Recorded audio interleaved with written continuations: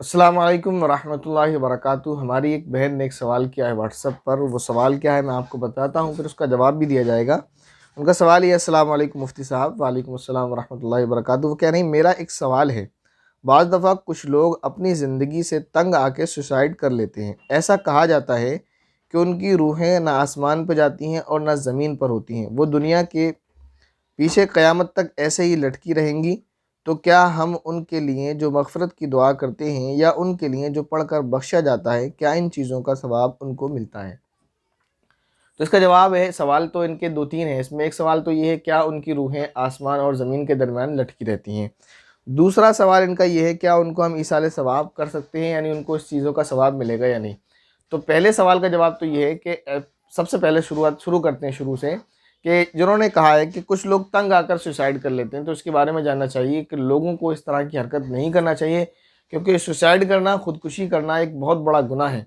इसके ताल्लुक से रिवायत के अंदर आता है, हज़रत अबू हुरैरा रज़ियल्लाहु तआला अन्हु की रिवायत है, फरमाते हैं कि नबी करीम सल्लल्लाहु अलैहि वसल्लम ने इरशाद फरमाया। इसके बाद नबी पाक सल्लल्लाहु अलैहि वसल्लम ने बहुत सारे तरीक़े जो बताए थे, फिर उसके बाद यानी तरीक़े खुदकुशी करने के, यानी लोग कोई ऐसा कर ले, कोई ऐसा कर ले, कोई ऐसा कर ले। इसके आगे फरमाया, हदीस में ज़िक्र करने के बाद, बहुत सारे सुसाइड के तरीक़े बताने के बाद, कि जो शख्स ऐसा करे और ख़ुदकुशी कर ले तो वो शख्स हमेशा हमेशा के लिए जहन्नम में रहेगा।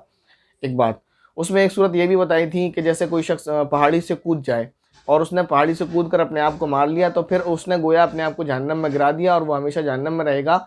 और जो शख्स जिस तरह से सुसाइड करेगा, वो उसी तकलीफ़ को हमेशा हमें झेलता रहेगा। जैसे मसलन किसी ने अपना गला काट लिया, तो गला काटते वक़्त जो तकलीफ़ उसको हुई है और उसके बाद जो मरने तक वो तड़पता रहा है, तो वो तकलीफ़ उसको हमेशा हमेशा रहेगी।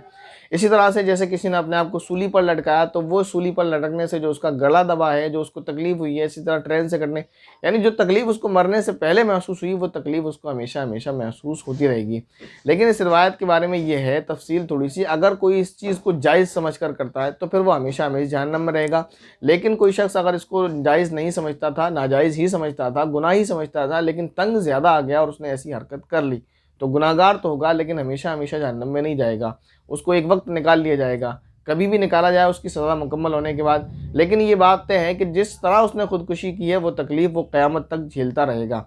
अब बात ये आती है, क्या ऐसे शख्सों की रूहें भटकती रहती हैं? तो इसका जवाब ये है कि रूह किसी की भी नहीं भटकती, चाहे वो सुसाइड करे, चाहे हादसे में मर जाए, चाहे कोई किसी का मर्डर कर दे या वो कुदरती मौत मर जाए। जो अच्छे लोग होते हैं उनकी रूहें इल्लियीन में पहुँच जाती हैं, जो बुरे होते हैं उनकी रूहें अपने ठिकाने पर पहुँच जाती हैं। मतलब ये है कि हर शख्स मरने के बाद अपनी कब्र में पहुँच जाता है। आप उसको मिट्टी के घड़े में उतारें या ना उतारें, आलम अरवाह में सबकी रूहें पहुँच जाती हैं।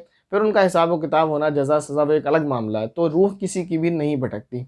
इसके बाद तीसरी बात ये है कि क्या हम उनके लिए ईसाले सवाब कर सकते हैं, या उनको हम सवाब पहुँचाएँगे तो उनको फ़ायदा होगा या नहीं? तो इसका जवाब ये है कि खुदकुशी करने वाला अगरचे बहुत बड़ा गुनहगार है, लेकिन क्योंकि वो उसको हलाल नहीं समझता था, जायज़ नहीं समझता था सुसाइड करने को, तो क्योंकि मुसलमान है और मुसलमान है, तो उसके लिए आप इशारे सवाब कर सकते हैं। आप उसको जो पढ़कर बख्शेंगे, तो उसको सवाब पहुँचेगा और आपको उसको पढ़कर बख्शना चाहिए, क्योंकि इस हालत में वो, क्योंकि उसने सुसाइड की है, तो जो तकलीफ़ वो बर्दाश्त कर रहा है, जो सज़ा वो भुगत रहा है, आप उसके लिए दुआएँ करेंगे, इशारे सवाब करेंगे, तो इंशाअल्लाह अल्लाह रब्बुल इज़्ज़त उससे अज़ाब को कम कर देंगे और हो सकता है अज़ाब को उससे बिल्कुल हटा दें। तो इसलिए चाहिए कि हम भी दुआ करें, आप भी दुआ करें, और सारे व्यूअर्स बहन भाइयों से मेरी दरख्वास्त है कि जिनका इस सवाल के अंदर ज़िक्र आया, वो कोई भी हो, या अगर किसी के मुताल्लिक़ सवाल नहीं, आम सवाल है, तो इरादा कर लें जितने भी मरहूमीन हैं उनके लिए इस वीडियो को कंप्लीट देखने के बाद कम से कम 3 मरतबा सूरह इखलास यानी कुल हुवल्लाहु अहद पढ़कर उनके लिए दुआ करें कि अल्लाह रब्बुल इज़्ज़त तमाम मरहूमीन की मग़फ़िरत फ़रमाए और ये जो तिलावत किया गया इसका सवाब तमाम मरहूमीन को पहुँचाए। अस्सलामु अलैकुम व रहमतुल्लाहि व बरकातुहू।